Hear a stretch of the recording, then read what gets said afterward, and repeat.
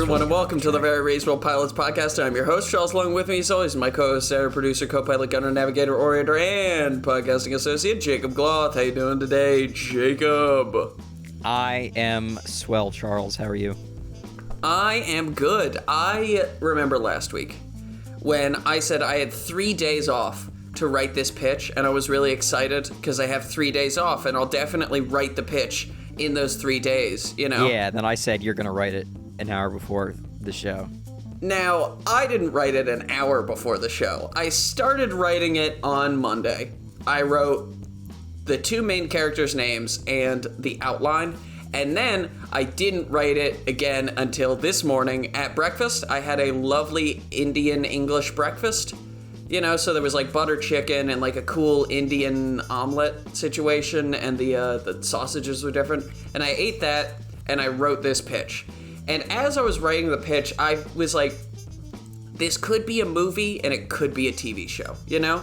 It's one of those things where it's like, it depends on what you want to focus on with regards to the story, whether or not it could be a TV show or a movie, right? Because if it's a TV show, it's kind of like The Beef. If you've seen The Beef, right? Or at least some of it. Yeah, so that's the show where there's two people that were mad at each other because of random, I think it starts off with some road rage. Yeah, exactly. Yeah. It's just a show about two people who have this, like, animosity towards each other, but also the relationship that they have kind of, you know, keeps both of them going because they're both in a rut in their lives. And that would kind of be, if this was a TV show, it would focus much more on the relationship between the two main characters.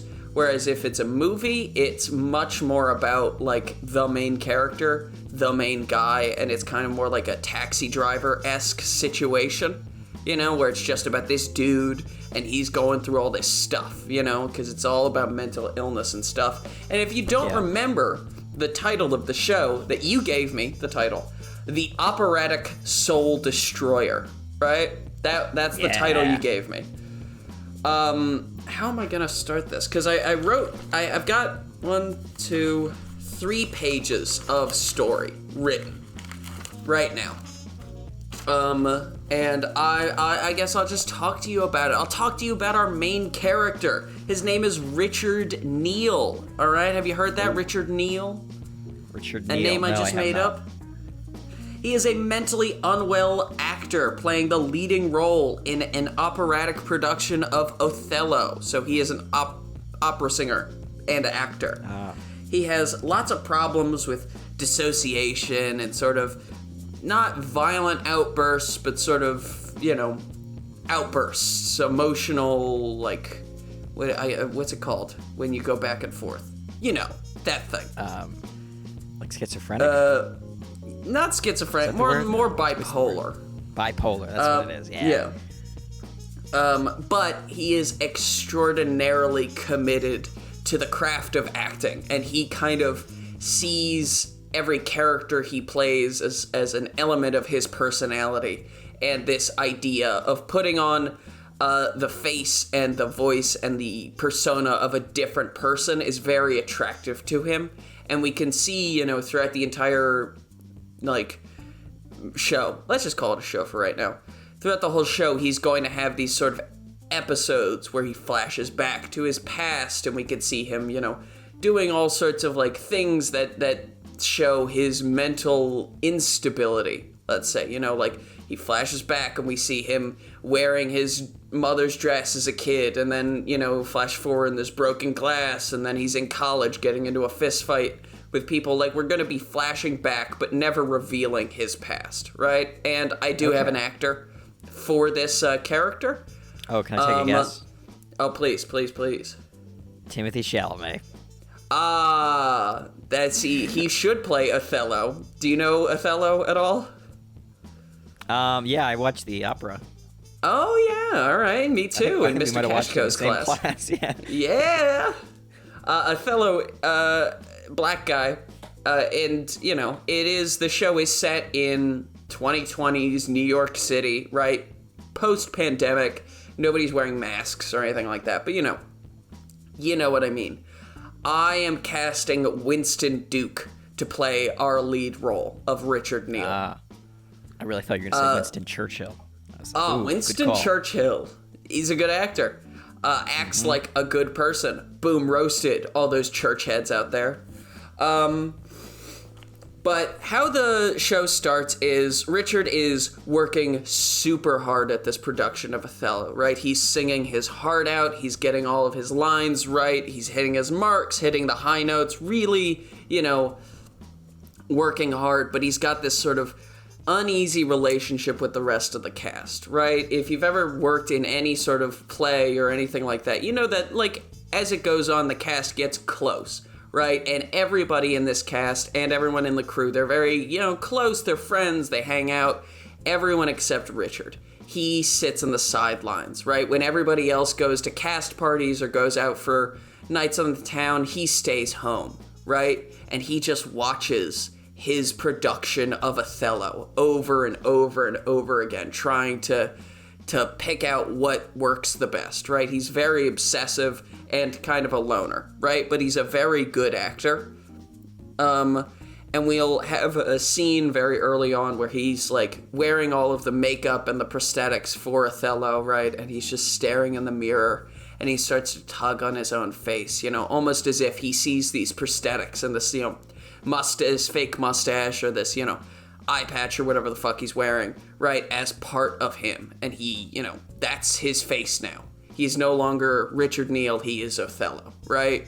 And so we kind of get a taste of his dissociative personality. And so he's working really, really hard and, doing all this stuff and putting in the effort, and he's reading his lines, and he's doing all this stuff, and it's all building up. A montage of practice and rehearsal of the show builds up towards the first night. The first, opening night of this production of Othello. There's a line, down the street. Everyone's super excited to see this. There are talent scouts in the crowd, all this stuff, right? And so he's really excited because he sees this as his step up. Once this production of Othello is well received, he'll get, acting roles and singing roles in movies and TV shows, and maybe he'll be asked to, be in a production of Hamilton, like shit like that. His mind is kind of going off the walls with the possibilities of what this show could do for him, right? Yeah. First night happens, and he's doing the show, and we can see it, and we'll only see snippets of it. I never want to watch the show, at least not, in full. Maybe we'll see a musical number or something like that. Or I don't know what they're called in opera, but an operatic number. Or it could just be a musical. And he'll look at the front row, and in the front row, there's a man sitting there, right, just staring up at him, right? And they make eye contact for a very brief second. And the man's eyes look very familiar, but he's got the very distinctive mustache on, and his hair is done in a very specific sort of way. And Richard, he's focusing on his lines, but in the back of his mind, he's thinking, like, this guy, I know him from somewhere. I have no earthly clue where this guy could be from, right?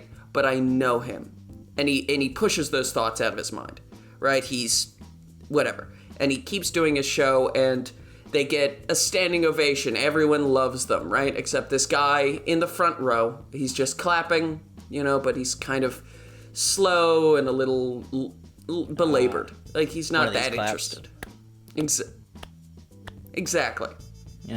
You're just sort of lazily slapping your hands together. You're not really cupping it, You got to cup your hands to get a real clap in there.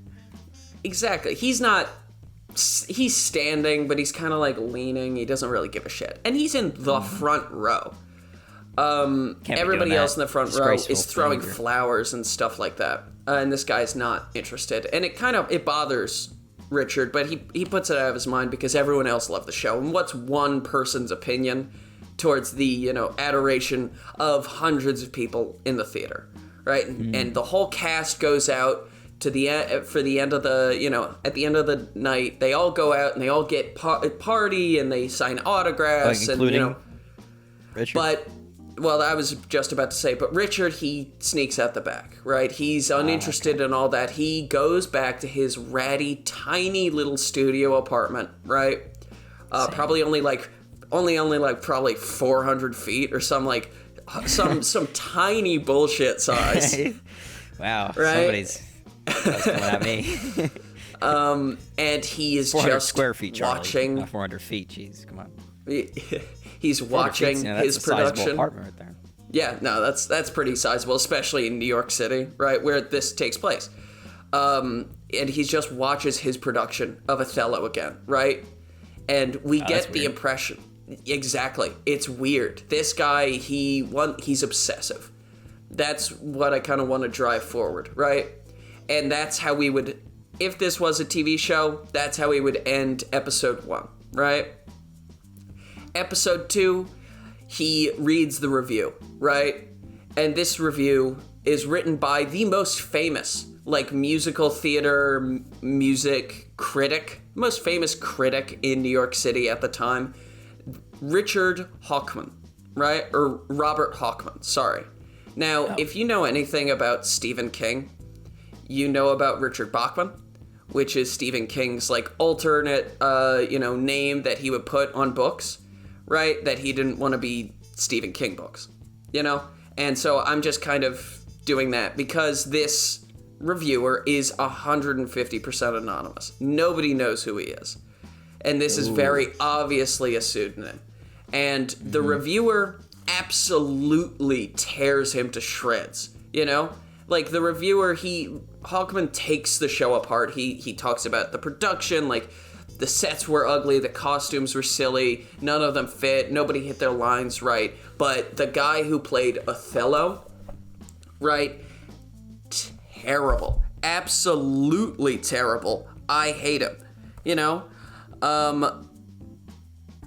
Or he doesn't say I hate him, but he just criticizes him to such an extent that it is very obvious that Hawkman, and by extension the rest of the New York City theater crowd, will consider Neil to be the worst part of the show. And in order to save some money, right, the guys who are running the production of Othello decide to drop Neil. They see the review and they fire him, right? And his job is taken by the understudy, right? And Charlie, so now, when we see the production, just a quick question. Is he actually bad? I would say he's not bad, but he's not great, His acting is fine. He's not, terrible, but we get the impression that Hawkman has, a very high standard. He's kind of like the critic from Ratatouille, in a way. He's just, his standard for what is good art is just so high that he inevitably ends up taking everyone to task, for what they do, no matter what. But he's also, his word is lauded as, when he likes something, that means it's incredible, And people are obsessed with what critics think. Just like me, all right?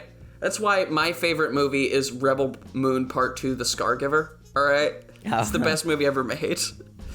And so Richard spends a week in his apartment alone just watching the production of Othello over and over and over again, horribly depressed in his tiny apartment, right? His mail starts to pile up, his refrigerator, all the food in it begins to rot. He's just lost, And after a week of this obsessive, rewatching of his production, he decides, I need to find this critic.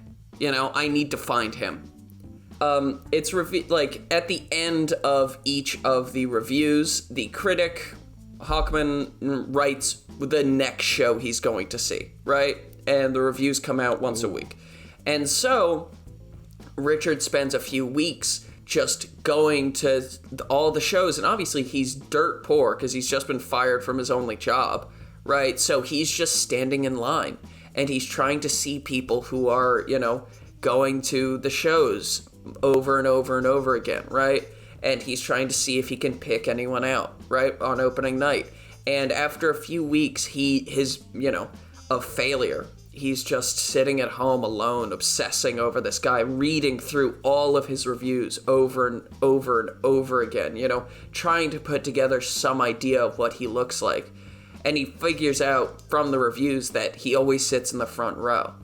And then the image of the guy with the mustache and the eyes, right? The very recognizable eyes flashes into his head. And Richard Neal realizes that was the reviewer. The uninterested dude in the front row, that was the reviewer. And now he has an idea of what he looks like, vaguely. Yeah. He's a, middle-aged man and a middle-aged white guy, probably 5'10", 200 pounds, right? Maybe something like you could add in there for the, how he figured out he sits in the front row. He could, go to these productions over and over again, and he could see, there's certain things you only see when you're in the front row, because of the angle. Oh, that's a good idea. Yeah, exactly. And this would be, if this is a show, this would be, 2 or 3 episodes of him trying to, piece together and figure out who this is, right? Until finally, he's able to figure out this is the guy, right? He maybe recognizes something very small that only he would have noticed, right? Like a ring. Maybe the reviewer, because he's anonymous, but he also wears disguises. He changes what he looks like. The mustache and the hair that was so recognizable, those both were fake, right? And this reviewer, he's always, changing up his look so people don't recognize him, but he's always wearing this ring. Maybe it's a pinky ring or whatever. And so Richard is able to determine that's the guy, right? And one night, after seeing a production of, Kinky Boots, right? This reviewer is walking home and Richard follows him, right? And he follows him and he sees him go up to his apartment. And he's Richard writes down the apartment number and everything. And he, disappears back into the night, right? And we see him he's talking to the super of the building, and he talks about, I work for Comcast, right? I need to get into apartment 380, right? Because there are 380 apartments in this, tiny New York, this tiny New York apartment building. And, he lies his way into getting a key for the apartment. And so after figuring out who this guy is, right, another, week passes, and we see this, reviewer.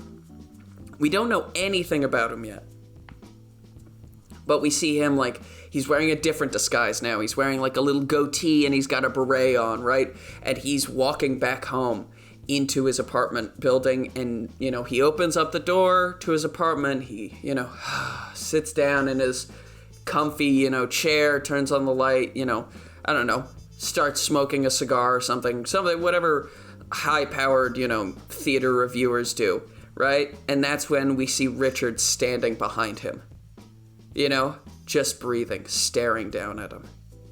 And that would be the end of episode probably 3 or 4. Next scene that we see, Richard has tied this reviewer to his, recliner, right? And that's when we are introduced to Michael Hannigan, a classically trained musician turned music and theater critic who is known for his harsh reviews that can ruin careers. He is a jaded man in his mid-40s who has failed as an artist and dedicated himself to negativity and cynicism. I don't know why that was so hard for me to get out, but it is true. He's somebody who, I'm not going to say failed as an artist, but his artistic career was not nearly as fulfilling as he wanted it to be. As in, and so he became a reviewer. Painting? Or we'll get into it. Okay. We'll get into how he failed, or if he failed, right? And at first, Richard, he doesn't want to hurt this guy, right? But he needs to know what was so wrong with his performance, right? And so they start having conversations, they start talking, and at first, Michael is really dismissive of him. He thinks he's just another crazy fan, who tracked him down and, you want an autograph, you lunatic, right? All this stuff. And then he realizes that this is Othello, and he just starts laughing at him. Because he heard what happened to him, and he's like this absolute failure who, in his mind, got exactly what he deserved. Because he was bad at his craft, and he made his entire artistic persona his only persona, right? And that's where we really get into the sort of meat and potatoes of the, idea behind this series, which is the art versus the artist, right? And Richard kind of represents the idea that the art is the artist, right? The person who makes the art and the art itself can never be, uncoupled. Where Michael Hannigan, right, is of the belief that there exists the art and then there exists the person who creates the art. And they are, one can inform the other, but they are not inextricably linked, right? And that's kind of where tying it into the dissociation that Richard feels. And at first, Richard's just so angry that this reviewer is so dismissive of his personal belief in himself as this great work of art, basically, and how his performance as a human being exists as art. And Michael is just like, that's ridiculous. You are not what you create. And Richard is so incensed by this that he can't help himself, and he just starts to beat the shit out of him, tied to this couch, right? And this is when we really start to get into the kind of psycho parts of this. And after a few minutes of just not horrific beating, I don't want broken bones or anything like that, just kind of somebody who's very mentally unwell getting it out. Michael decides to just I'll tell you why I feel this way. I'll tell you my backstory, right? I'll tell you what makes me think this way, and then maybe that'll change the way that you feel, right? And he reveals that he was the famous children's performer, Professor Hugs, right? That's where he recognizes the eyes from, is because Richard Neal was a very big Professor Hugs fan when he was a little kid, right? And Professor Hugs was he was like the Wiggles, or whatever, or Blippi, right? Shit like that, where he went around and he was a millionaire and he had hundreds of thousands of people super happy to see him, and he was so horribly depressed, He was never able to be happy, even with all of this quote-unquote success in his artistic career, right? And he realized that he was not the successful one, right? Michael Hannigan was not successful. Professor Hugs was successful, right? And the line between the art and the artist was so blurred for him that he became just this kind of he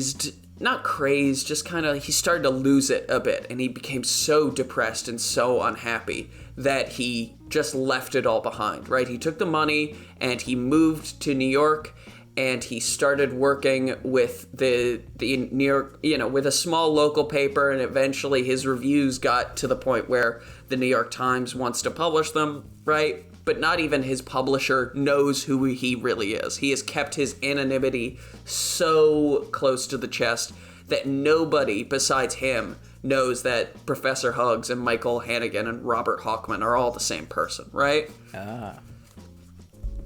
And then we see Richard again. And maybe if we do the show, we do it as a show, you can have an entire episode dedicated to Professor Hugs, right? An entire episode set in the past where Michael Hannigan is kind of sort of maybe going through a bit of the same stuff that Richard goes through in the show.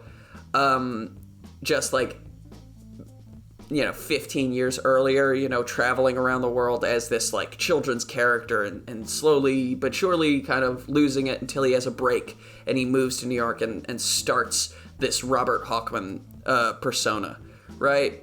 And Richard Neal, he's taken aback by this. He's so baffled that somebody who had found success, who had made a name for themselves in this business, would turn it away, right? And he thinks about it, and he goes to the mirror, right? And in front of the mirror, we see laid out all of the prosthetics and all of the fake hair pieces and stuff that Michael uses to obfuscate his identity when he's reviewing shows, right? Because he does it all anonymously. And Richard, he's just like baffled that somebody whose face was famous, right? Whose face and identity was tied to their work would turn that away. And he realizes that it's true, right? The art and the artist, they're not the same, right? As long as the work is of a high enough caliber, it does not matter who is producing that work, right? And then he looks at his face, and he takes a razor, and he shaves his mustache, and he shaves his beard, right? And then, carefully, gently, he takes the fake mustache and a fake hairpiece that Michael wore to his show of Othello, right?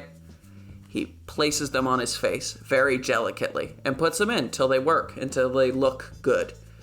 And then he takes the razor blade and he walks back into the living room with Michael still tied down to the to the chair. And then we cut to maybe a week later, right? There's a man sitting in the front row of Hamlet, right?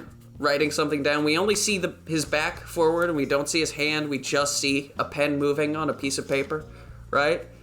And then the next day, Robert Hawkman's review of Hamlet is released in the New York Times. And that's it. That's the end of the show. The Operatic Soul Destroyer. Interesting. Yeah. Just because I think it might be a cool shot. What if we see him go into the room with the razor where that guy is, right? Where the reviewer is on the couch, and then like maybe it's like a straight razor, so he flicks it open or something. I don't know. Maybe he's just holding it. But it would be cool if he shaves after that, and while he's shaving, he's like cut his face multiple times. There's like blood just leaking down from his face, and there's blood on his hands, and you're not able to tell. Is that the blood? Does this mean he just killed him, or is that the blood from he just cut his face a bunch? Yeah. So we'd shave after, just so we could see the shot of like all the blood. A little bit more. Yeah, a little bit more anonymity. I like it. But yeah, that is my show. /movie. I see how I think it could work for both. Mm-hmm. Because it could work, first act is getting ready for the show and the first show of Othello. Second act is looking for the reviewer. Third act is finding a reviewer, and that's when all the shit hits the fan. Yeah. But I also think it could work as a TV show with, first episode is the production of Othello. Second 2 episodes are looking for him. Third 2 episodes are, the final conflict between these two men. But I think you would have to focus more on the differences. I don't know. I think really, a movie would work slightly better. Because, if you did a TV show, it'd have to be like 4-5 episodes. Yeah, minimum. Like 40 minutes apiece, probably. Exactly. And I think that, I think it works as a movie more so because there's just less going on in this story, because it's just about this guy and him being in his house watching his production of Othello over and over and over again, and stalking people, basically. He's a weird little creep, But that was it. That was what I had when I when you told me Operatic Soul Destroyer, that was what came into my mind. I am very interested. I'm very surprised, I have to say, by where you went with that. I should have realized that you might have taken the operatic part literally, but I had not intended that. when I had done it. I thought the Operatic Soul Destroyer was a gun. Oh, that is fun. That was my interpretation, is yeah. that the Operatic Soul Destroyer is some sort of weapon in the future in space. And it's kind of like either a Deathloop kind of storyline, Deathloop being a video game, where it's like, you know, time's going back and you've got, I don't know what you would do with the gun, but it'd have to, there would be some sort of special weapon. But I really like this sort of, this in-depth thriller, like, you know, look into this life of this kind of crazy actor and this reviewer. Yeah. I like it a lot. Thank you. I thought it was fun. I liked writing it. It's one of those shows, because I know I wrote it all today, but I've been thinking about it all week, you know? Yeah. Just kind of like putting the pieces together in my head. So I'm glad it all came together well enough. And now we get to the part where I'm really, really, really nervous about what my options are for next week. So there's 1, 2, 4, 5, or 6, 7. 1, 2, 4, 5, 6, 7. 1, 2, 4, 5, 6, 7. I'll go 7. Yeah. 7, The Kingdom of Dirty Needles. Oh boy, The Kingdom of Dirty Needles. Okay. Yeah. I thought that was a fun title. The Kingdom of Dirty Needles. Obviously, I'm thinking drugs off the bat, but I don't really want to do that, so I'll have to come up with something. Yeah. It's a challenge, which I dig. That's what I think is fun about this little thing that we've started doing. War between porcupines. At the end of it. Good. I don't know. I'll have to come up with something. But that's exciting. I like it. I like your show. Very good. Operatic Soul Destroyer. Operatic Soul Destroyer, bro. All right. Also, we should mention that because we didn't mention it in the last episode, we have started a Instagram and unfortunately a TikTok account for my god, for little Very Reasonable Pilot shorts that I've created. So basically they're just like 1-minute previews of the episode, which I've combined with some AI art from Adobe Firefly, and cut very nice. into like little shorts. You know what I'm gonna do right now, Jake? What? To prove to the listeners how excited I am going to download for the first and last time TikTok. I don't have it. Oh, I don't even have it. I just pull up the browser on my computer to upload them. Fair enough. I'm downloading TikTok right now.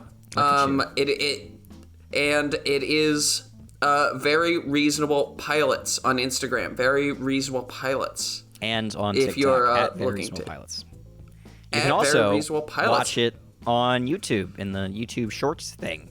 If you want to just watch it there instead. Hell yeah, bro. So these will come out after the episodes. As you know, if you're listening, the episodes come out every week around 1:30 in the morning in Eastern time. More reasonable time for you. For me. In Scotland.